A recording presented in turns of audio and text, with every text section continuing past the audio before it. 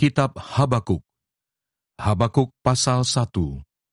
Judul: Ucapan ilahi dalam penglihatan Nabi Habakuk. Keluhan Nabi karena ketidaksetiaan.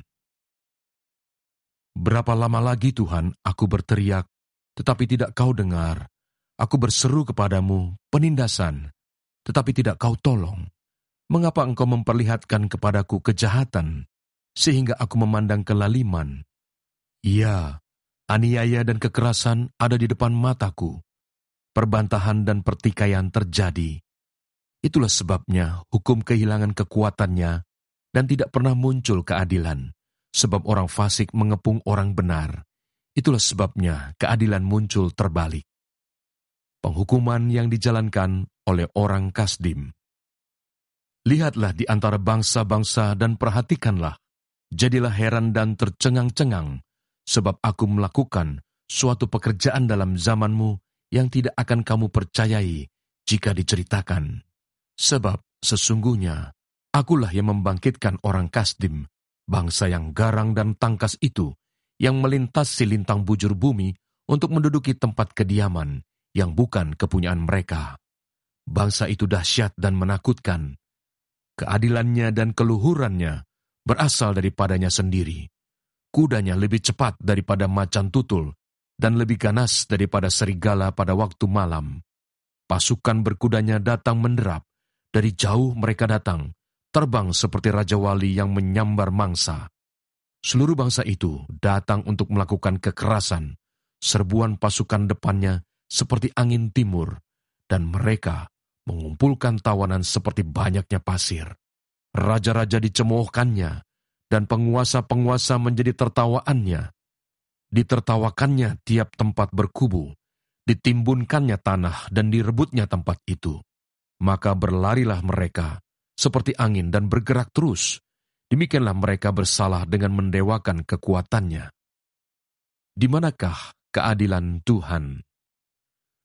Bukankah Engkau, ya Tuhan, dari dahulu Allahku yang Maha Kudus, tidak akan mati kami? Ya Tuhan, telah Kau tetapkan Dia untuk menghukumkan. Ya gunung batu, telah Kau tentukan Dia untuk menyiksa. Matamu terlalu suci untuk melihat kejahatan, dan Engkau tidak dapat memandang kelaliman. Mengapa Engkau memandangi orang-orang yang berbuat khianat itu, dan Engkau berdiam diri apabila orang fasik menelan orang yang lebih benar dari dia? Engkau menjadikan manusia itu seperti ikan di laut, seperti binatang-binatang melata yang tidak ada pemerintahnya. Semuanya mereka ditariknya ke atas dengan kail, ditangkap dengan pukatnya, dan dikumpulkan dengan payangnya.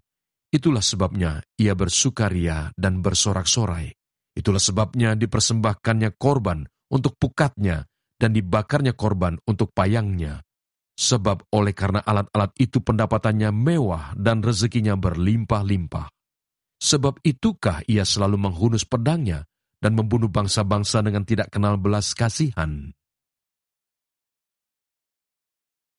Habakuk pasal 2. Orang yang benar akan hidup oleh karena percayanya. Aku mau berdiri di tempat pengintaianku dan berdiri tegak di menara. Aku mau meninjau dan menantikan apa yang akan difirmankannya kepadaku dan apa yang akan dijawabnya atas pengaduanku. Lalu Tuhan menjawab aku, demikian. Tuliskanlah penglihatan itu dan ukirkanlah itu pada loh-loh, supaya orang sambil lalu dapat membacanya. Sebab penglihatan itu masih menanti saatnya, tetapi ia bersegera menuju kesudahannya dengan tidak menipu. Apabila berlambat-lambat, nantikanlah itu, sebab itu sungguh-sungguh akan datang dan tidak akan bertangguh. Sesungguhnya, orang yang membusungkan dada tidak lurus hatinya, tetapi orang yang benar itu akan hidup oleh percayanya. Orang sombong dan khianat, dia yang melagak, tetapi ia tidak akan tetap ada. Ia mengangakan mulutnya seperti dunia orang mati, dan tidak kenyang-kenyang seperti maut, sehingga segala suku bangsa dikumpulkannya dan segala bangsa dihimpunkannya. Penghukuman atas para penindas. Bukankah sekalian itu akan melontarkan peribahasa mengatai dia, dan nyanyian olok-olok serta sindiran ini? Celakalah orang yang menggaruk bagi dirinya apa yang bukan miliknya. Berapa lama lagi? dan yang memuati dirinya dengan barang gadaian? Bukankah akan bangkit dengan sekonyong-konyong mereka yang menggigit engkau, dan akan terjaga mereka yang mengejutkan engkau, sehingga engkau menjadi barang rampasan bagi mereka? Karena engkau telah menjara banyak suku bangsa, maka bangsa-bangsa yang tertinggal akan menjara engkau, karena darah manusia yang tertumpah itu, dan karena kekerasan terhadap negeri, kota, dan seluruh penduduknya itu. Celakalah orang yang mengambil laba yang tidak halal untuk keperluan rumahnya, untuk menempatkan sarangnya di tempat yang tinggi, dengan maksud melepaskan dirinya dari genggaman malapetaka. Engkau telah merancangkan celah ke atas rumahmu, ketika engkau bermaksud untuk menghabisi banyak bangsa. Dengan demikian, engkau telah berdosa terhadap dirimu sendiri. Sebab batu berseru-seru dari tembok, dan balok menjawabnya dari rangka rumah. Celakalah orang yang mendirikan kota di atas darah, dan meletakkan dasar benteng di atas ketidakadilan. Sesungguhnya, bukankah dari Tuhan semesta alam asalnya, bahwa bangsa-bangsa bersusah-susah untuk api, dan suku-suku bangsa berlelah untuk yang sia-sia? Sebab bumi akan penuh dengan pengetahuan tentang kemuliaan Tuhan, seperti air yang menutupi dasar laut. Celakalah orang yang memberi minum sesamanya manusia, bercampur amarah, bahkan memabukkan dia untuk memandang auratnya. Telah engkau kenyangkan dirimu dengan kehinaan ganti kehormatan. Minumlah juga engkau dan terhuyung-huyunglah. Kepadamu akan beralih piala dari tangan kanan Tuhan, dan celah besar akan meliputi kemuliaanmu. Sebab kekerasan terhadap gunung Libanon akan menutupi engkau, dan pemusnahan binatang-binatang akan mengejutkan engkau, karena darah manusia yang tertumpah itu, dan karena kekerasan terhadap negeri, kota, dan seluruh penduduknya itu. Apakah gunanya patung pahatan yang dipahat oleh pembuatnya? Apakah gunanya patung tuangan pengajar dusta itu? Karena pembuatnya percaya akan buatannya, padahal berhala-berhala bisu belaka yang dibuatnya. Celakalah orang yang berkata kepada sepotong kayu, terjagalah, dan kepada sebuah batu bisu, bangunlah. Masakan dia itu mengajar? Memang ia bersalutkan emas dan perak, tetapi roh tidak ada sama sekali di dalamnya. Tetapi Tuhan ada di dalam bait-Nya yang kudus. Berdiam dirilah di hadapannya, ya segenap bumi. Habakuk pasal 3. Doa Nabi Habakuk. Doa Nabi Habakuk menurut nada ratapan. Tuhan, telah kudengar kabar tentang Engkau dan pekerjaanmu ya Tuhan, kutakuti. Hidupkanlah itu dalam lintasan tahun, nyatakanlah itu dalam lintasan tahun, dalam murka ingatlah akan kasih sayang. Allah datang dari negeri Teman, dan yang maha kudus dari pegunungan Paran. Keagungannya menutupi segenap langit, dan bumi pun penuh dengan pujian kepadanya. Ada kilauan seperti cahaya, sinar cahaya dari sisinya, dan disitulah terselubung kekuatannya. Mendahuluinya berjalan penyakit sampar, dan demam mengikuti jejaknya. Ia berdiri, maka bumi dibuatnya bergoyang. Ia melihat berkeliling, maka bangsa-bangsa dibuatnya melompat terkejut. Hancur gunung-gunung yang ada sejak purba, merendah bukit-bukit yang berabad-abad. Itulah perjalanannya berabad-abad.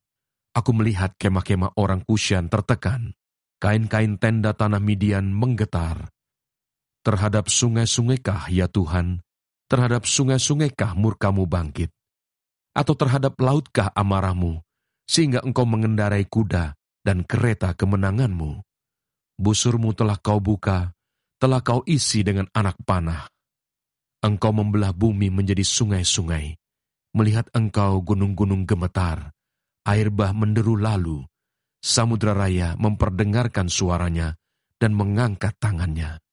Matahari, bulan berhenti di tempat kediamannya, karena cahaya anak-anak panahmu yang melayang laju, karena kilauan tombakmu yang berkilat. Dalam kegeraman, engkau melangkah melintasi bumi. Dalam murka, engkau menggasak bangsa-bangsa. Engkau berjalan maju untuk menyelamatkan umatmu, untuk menyelamatkan orang yang kau urapi. engkau meremukkan bagian atas rumah orang-orang fasik, dan kau buka dasarnya sampai batu yang penghabisan. Engkau menusuk dengan anak panahnya sendiri kepala laskarnya, yang mengamuk untuk menyerahkan aku dengan sorak-sorai, seolah-olah mereka menelan orang tertindas secara tersembunyi. Dengan kudamu engkau menginjak laut timbunan air yang membuih. Ketika aku mendengarnya, gemetarlah hatiku. Mendengar bunyinya, menggigillah bibirku. Tulang-tulangku seakan-akan kemasukan sengal. Dan aku gemetar di tempat aku berdiri. Namun dengan tenang akan kunantikan hari kesusahan yang akan mendatangi bangsa yang bergerombolan menyerang kami. Sekalipun pohon ara tidak berbunga, pohon anggur tidak berbuah, hasil pohon zaitun mengecewakan. Sekalipun ladang-ladang tidak menghasilkan bahan makanan, kambing domba terhalau dari kurungan, dan tidak ada lembu sapi dalam kandang. Namun aku akan bersorak-sorak di dalam Tuhan, beria-ria di dalam Allah yang menyelamatkan aku. Allah Tuhanku itu kekuatanku. Ia membuat kakiku seperti kaki rusa. Ia membiarkan aku berjejak di bukit-bukitku. Untuk pemimpin biduan dengan permainan kecapi.